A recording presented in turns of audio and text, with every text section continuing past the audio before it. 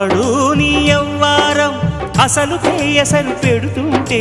కమ్మగా నీ సింగారం కసురు విసురుతుంటే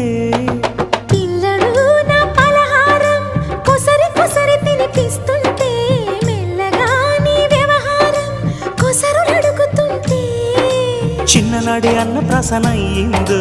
కన్నెదాని వన్నె ప్రాసన అవ్వాలో అమ్మ చేతి గోరు ముద్ద తిన్నాను అందగాడి గోటి ముద్ర కావాలో